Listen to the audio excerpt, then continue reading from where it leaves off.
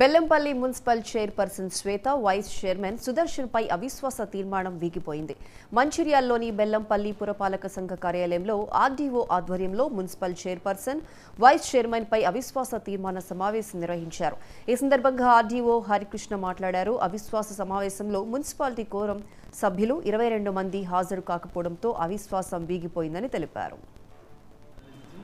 Municipal chairperson శ్రీమతి జబ్బుల శ్వేత మీద పెట్టిన అవిశ్వాస తీర్మానం వీగిపోయింది.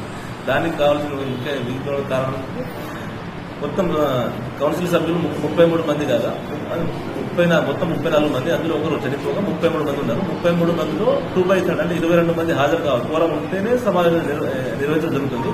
కానీ మొత్తం 20 మంది హాజరైనందువల్ల 11 గంటలకు ప్రారంభమైన సమావేశం కోరం లేనందుకు వాయిదా 2 గంటలకు వాయిదా వేయడం జరిగింది. వాయిదా వేసిన అనంతరం కూడా 20 మంది హాజరైన కోరం లేనందువల్ల ఈ అవిశ్వాస తీర్మానం ఓటింగ్ జరగలేదు. అందుకు అవిశ్వాస తీర్మానం వీగిపోయింది. సంబంధించి మున్సిపల్ చైర్పర్సన్ శ్రీమతి జబ్బుల శ్వేత మీద పెట్టిన అవిశ్వాస తీర్మానం వీగిపోయింది. దానికి కావాలి